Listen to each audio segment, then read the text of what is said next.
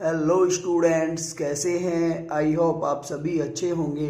Last lecture के video में हमने विद्युत क्षेत्र फिजिक्स फर्स्ट के फर्स्ट चैप्टर के आंकिक क्वेश्चन स्टार्ट किए थे, जिनमें भी हम ऑब्जेक्टिव क्वेश्चन के 5 आंकिक क्वेश्चन सरल कर चुके हैं। आज के लेक्चर के वीडियो में हम ऑब्जेक्टिव क्वेश्चन नंबर 6 से स्टार्ट कर रहे हैं। और बेटा ऑब्जेक्टिव क्वेश्चन नंबर 6 है, यदि दो आवेशों के मध्य कांच की प्लेट रख दी जाए तब उनके मध्य कार्यरत वैद्युत बल पूर्व के तुलना में हो जाएगा।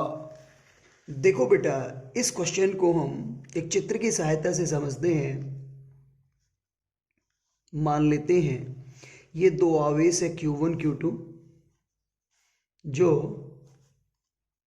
स्मॉल r दूरी पर स्थित हैं।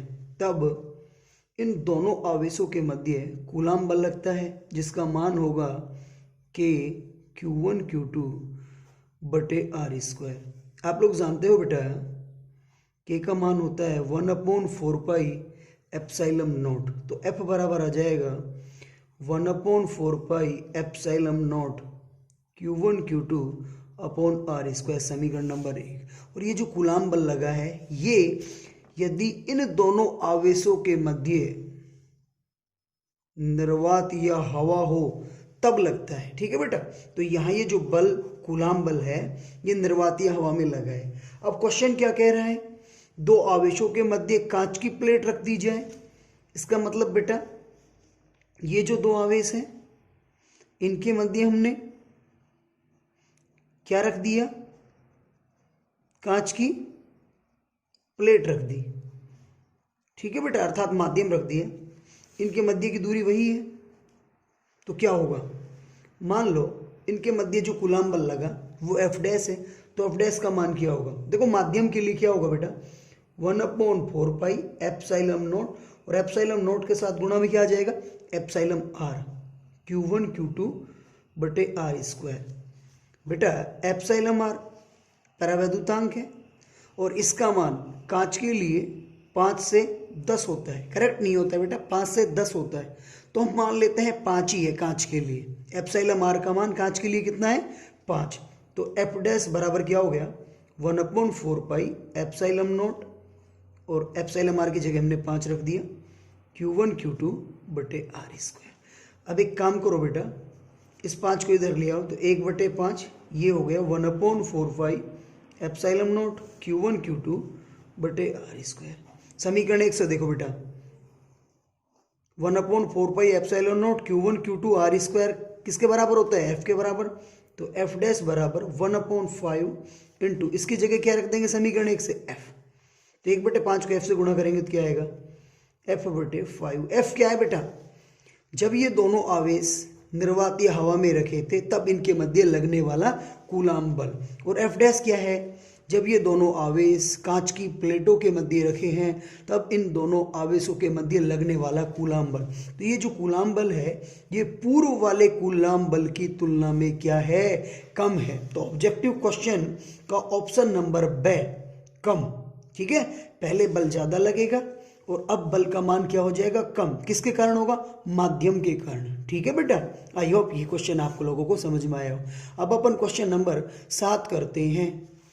बेटा क्वेश्चन नंबर 7 है, HCl अणु का द्विध्रुव आघूर्ण 3.4 गुणा 10⁻³ कूलाम इंटू मीटर है, तो उसके आयनों के मध्य की दूरी ज्ञात करो।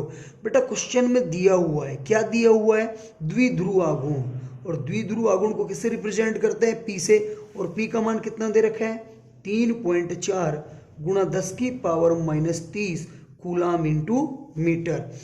HCl H प्लस और Cl माइनस, इनके मध्य की दूरी ज्ञात करनी है। और बेटा H प्लस Cl माइनस विद्युत द्विध्रुव का निर्माण कर रहे हैं, तो इनके मध्य की दूरी को हम क्या मान लेते हैं, 2a। और आप लोग जानते हो विद्युत द्विध्रुव आघूर्ण क्या होता है, दोनों आवेशों में से किसी एक आवेश का परिमाण तथा उनके मध्य की दूरी के गुणनफल के बराबर होता है। यहाँ क्यों क्या है बेटा, आवेश और आवेश का मान क्या होता है बेटा H प्लस। इसका मतलब क्या है, इसने एक इलेक्ट्रॉन त्यागा है, और Cl माइनस इसका मतलब इसने एक इलेक्ट्रॉन ग्रहण किया है। तो यहाँ जो आवेश आएगा वो इलेक्ट्रॉन पर उपस्थित आवेश आएगा, जिसका मान होता है 1.6 गुणा 10 की पावर माइनस 19।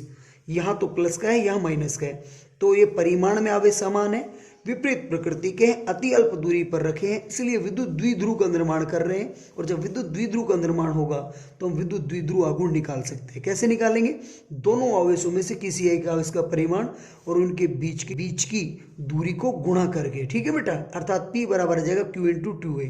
क्यू का मान क्या होता है 1.6 गुणा 10 की पावर माइनस 19। P का मान क्वेश्चन में दे रखा है, तो P की जगह हम P का मान रख देते हैं बेटा।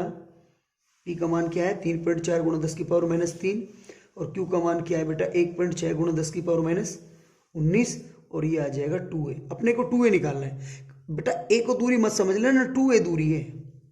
दूरी क्या है 2A, तो अपने को 2A का मान निकालना है। तो 2A का मान निकालेंगे तो ये राशि 3.4 गुणा 10 की पावर माइनस 30 के बटे में जाएगी, 1.6 गुणा 10 की पावर माइनस 19। तो बेटा पॉइंट से पॉइंट हटेगा, और जब देखो पहले अपन 10 की पावर को सरल कर लेते हैं। ऊपर है 10 की पावर माइनस 30, नीचे है 19, तो ये हो जाएगी 10 की पावर माइनस 11।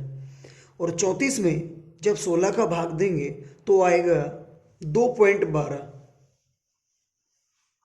तो ये आ गया बेटा दूरी का मान 2.12 गुणा 10 की power minus 11 metre.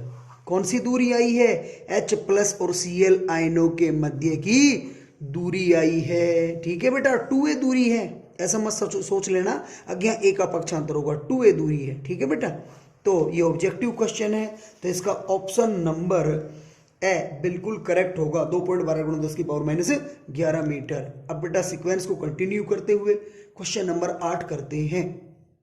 Question number 8 है, एक इलेक्ट्रॉन तथा प्रोटॉन समरूपी विद्युत क्षेत्र में स्थित हैं, तो उनके त्वरणों का अनुपात होगा। त्वरण जानते हो बेटा क्या होता है, वस्तु के वेग में परिवर्तन की दर त्वरण कहलाती है। और त्वरण हम कैसे निकालते हैं, आप लोग जानते हैं F बराबर ma होता है। F क्या है बल, m क्या है द्रव्यमान, a क्या है त्वरण। तो इस फॉर्मूले से हम त्वरण निकाल सकते हैं।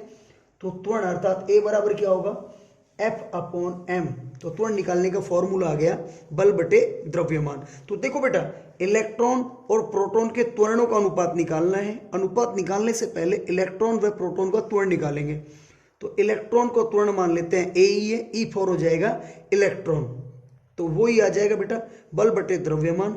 इसके द्रव्यमान के नीचे भी ई लगा देते हैं, क्योंकि ई का मतलब हो जाएगा इलेक्ट्रॉन के लिए द्रव्यमान। अब हम प्रोटॉन का त्वरण निकालते हैं, तो एपी कर देते हैं, पी फॉर प्रोटॉन बन जाएगा, तो ये प्रोटॉन का त्वरण हो गया। सूत्र यहां भी होगा एफ बटे एम अर्थात बल बटे द्रव्यमान। इसके द्रव्यमान के लिए बेटा हम एमपी कर देते हैं, क्योंकि प्रोटॉन के लिए इस द्रव्यमान को उपयोग में ले रहे हैं, और इस द्रव्यमान को किसके लिए उपयोग में ले रहे हैं, इलेक्ट्रॉन के लिए, इसलिए ई लगाया है। और यहाँ पे इलेक्ट्रॉन का त्वरण और जो प्रोटॉन का त्वरण है उनका अनुपात निकालना है। इसका मतलब इलेक्ट्रॉन का जो त्वरण है और जो प्रोटॉन का त्वरण है इनको बटे में लिखेंगे।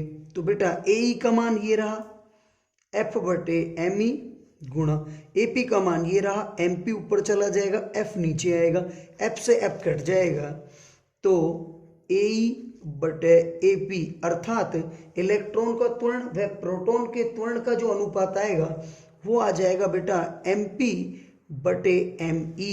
ये ऑब्जेक्टिव क्वेश्चन है, तो बेटा हम देखते हैं ऑप्शन नंबर बे करेक्ट ऑप्शन होगा। आई होप आप लोगों को क्वेश्चन समझ में आया हो। सीक्वेंस को कंटिन्यू करते हुए क्वेश्चन नंबर 9 समझते हैं। बेटा क्वेश्चन नंबर 9 है, किसी वर्ग के चारों कोनों पर समान परिमाण के सजातीय आवेश स्थित हैं।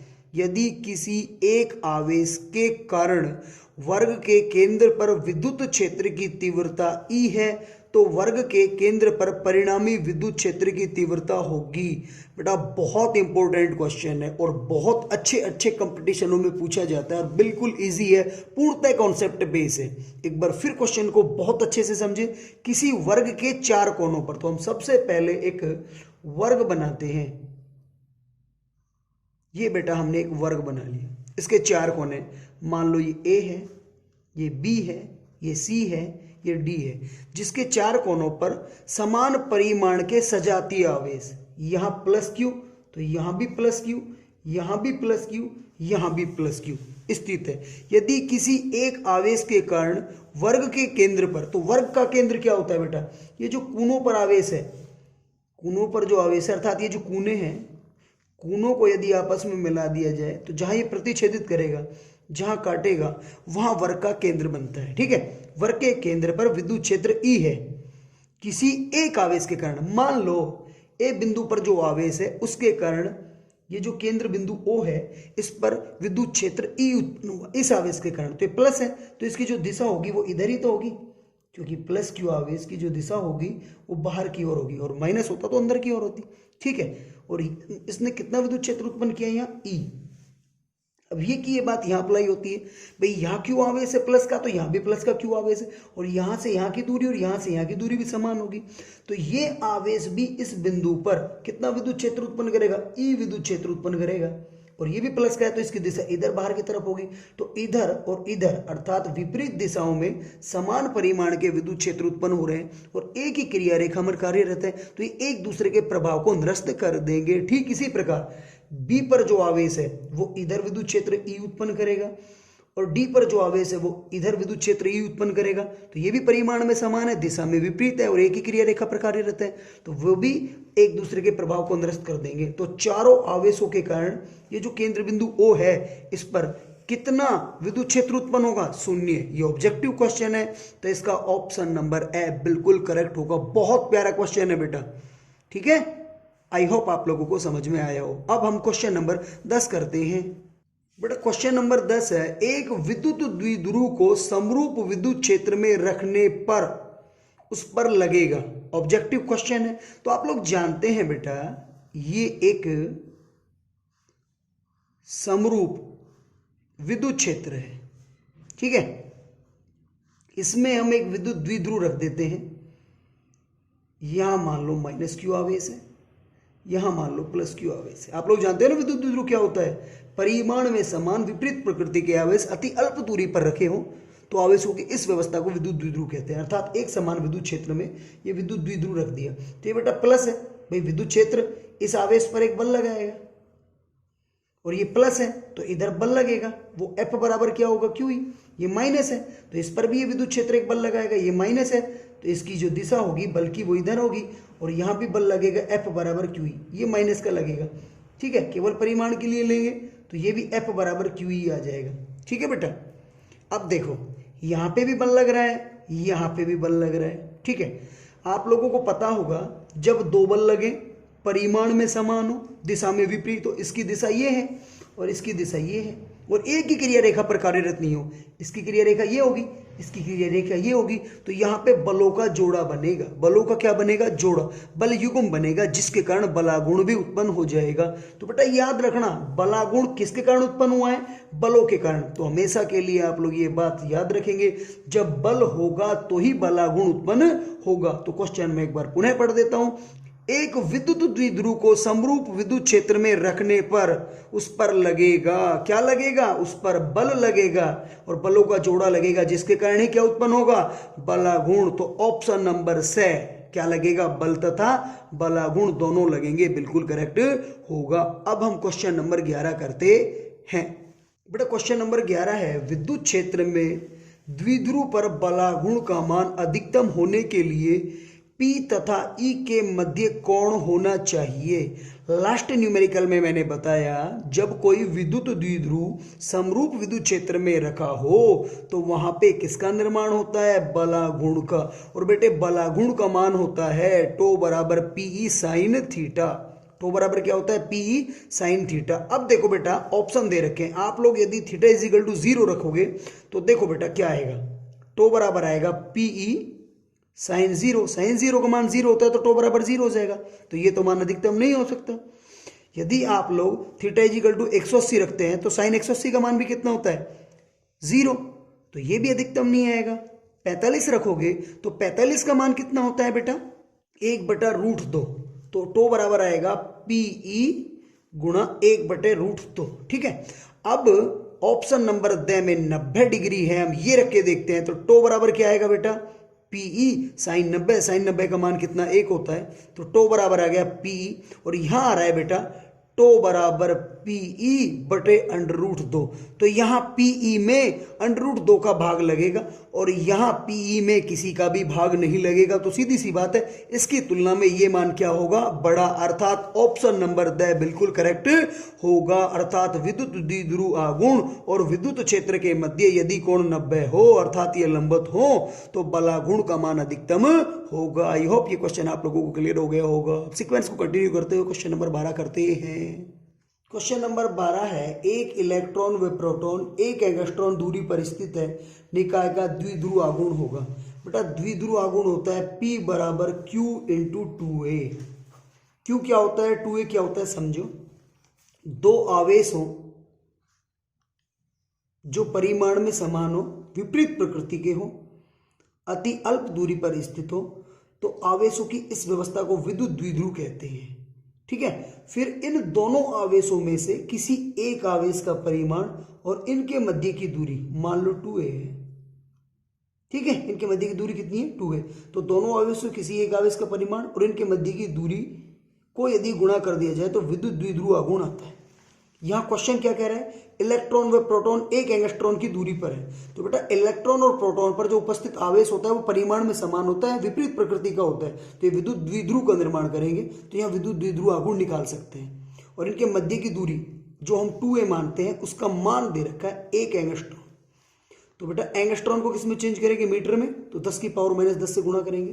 2a का मान है, 2 का पक्षांतर मत कर देना भाई, ये जो 2a है ना, ये इलेक्ट्रॉन व प्रोटॉन के मध्य की दूरी है। ठीक है, अब इलेक्ट्रॉन पर उपस्थित आवेश आप लोग जानते हैं कितना होता है, 1.6 × 10 की पावर -19। तो P का मान निकाल दो।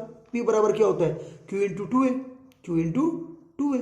तो P बराबर क्या हो गया, Q का मान है 1.6 × 10 की पावर -19 इंटू 2a का मान क्या है बेटा, 1 × 10 की पावर -10।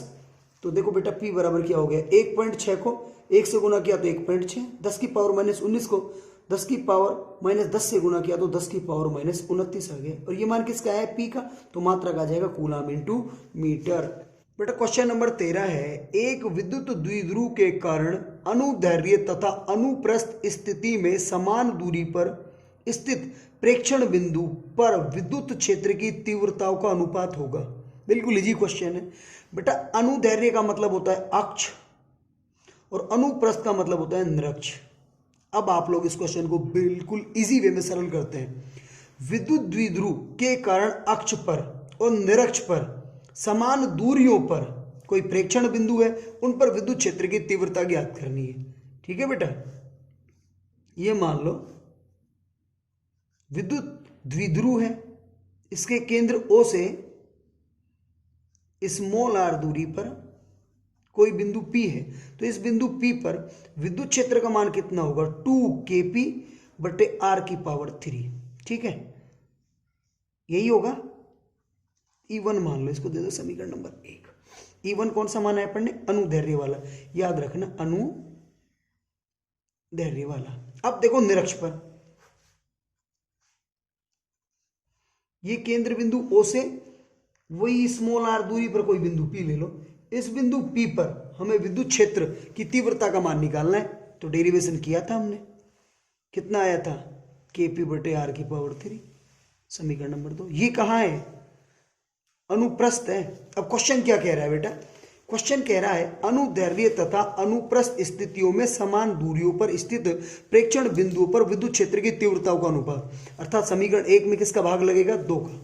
तो E अनुदैर्ध्य बटे E अनुप्रस्थ, तो E अनुदैर्ध्य का मान क्या है, 2kp बटे r की पावर 3, और इसका मान क्या है बेटा, r की पावर 3 ऊपर चला जाएगा, तीसरे के बटे में होने के कारण kp नीचे आ जाएगा। r की पावर 3 से r की पावर 3 कैंसिल, kp से kp कैंसिल। तो E अनुदैर्ध्य बटे E अनुप्रस्थ बराबर क्या आ गया, 2/1। तो कितना अनुपात होगा बेटा, 2:1। करेक्ट आंसर आएगा 2/1। 1 अर्थात 2:1। ऑब्जेक्टिव क्वेश्चन है तो अपन देखते हैं कौन सा ऑप्शन सही होगा। ऑप्शन नंबर ब बिल्कुल करेक्ट होगा। आई होप आप लोगों को क्वेश्चन क्लियर हुआ हो। बेटा क्वेश्चन नंबर 14 है, 14 क्वेश्चन नंबर 14 है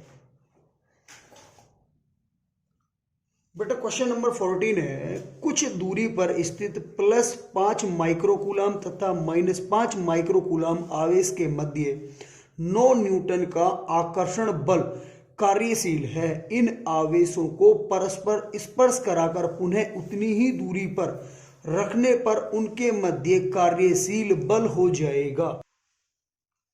मान लेते हैं बेटा Q1 और Q2 दो आवेश हैं जो स्मॉल r दूरी पर स्थित है। तब इनके मध्य कितना कूलम बल लगेगा? F बराबर K Q1 Q2 बटे r²। ठीक है। अब जब क्वेश्चन कह रहा है इनको स्पर्श कराते हैं, तो जब इनको स्पर्श करा के पुनः वहीं रखा जाता है तो जो Q1 है ना वो Q2 के बराबर हो जाता है और इसे Q मान लो। तो Q का मान कैसे निकालते हैं? इन दोनों का औसत निकाल कर। औसत कैसे निकालेंगे? Q1 + Q2 बटे 2। ठीक है बेटा। अब मान लेते हैं हम Q1 का मान कितना है? जो पहले आवेश दे रखा है वो Q1 का मान है और जो बाद में आवेश दे रखा है वो Q2 का मान है। औसत निकालना है हमें, तो Q1 का कितना रखेंगे? 5 माइक्रोकूलम और Q2 का कितना रखेंगे? -5 माइक्रोकूलम बटे 2। तो देखो बेटा 5 माइक्रोकूलम प्लस माइनस हो जाएगा 5 माइक्रोकूलम बटे 2। देखो प्लस माइनस कट जाएगा तो 0 बटे 2 बराबर 0 आ जाएगा। अर्थात इन्हें जब टच कराकर पुनः वहीं रखा जाता है तो आवेश नहीं होता है। आवेश का मान क्या हो जाता है? 0। जब आवेश का मान 0 हो गया तो क्वेश्चन क्या कह रहा है बेटा, एक बार पुनः पढ़ें। कुछ दूरी पर स्थित +5 माइक्रोकूलम तथा -5 माइक्रोकूलम आवेश के मध्य 9 न्यूटन का आकर्षण बल कार्यशील है। इन आवेशों को स्पर्श कराकर पुनः उतनी ही दूरी पर रखने पर उनके मध्य कार्यशील बल होगा। कार्यशील बल F बराबर इसी फॉर्मूले से निकलेगा। तो यहाँ ना तो Q1 है ना Q2 है। क्यों? क्योंकि Q1 और Q2 तो है ही नहीं, आवेश का मान तो 0 हो गया। तो यहाँ 0 आ जाएगा बटे दूरी कुछ भी हो, 0 को किसी सिरा से गुणा करें तो 0 हो जाता है और 0 में किसी का भी भाग दे तो 0 हो जाता है। अर्थात यहाँ बल का मान 0 होगा। ऑब्जेक्टिव क्वेश्चन है तो बेटा इसका ऑप्शन नंबर द करेक्ट होगा 0। आई होप आप लोगों को ये सारे न्यूमेरिकल समझ में आए हो। वीडियो को पूरा देखें।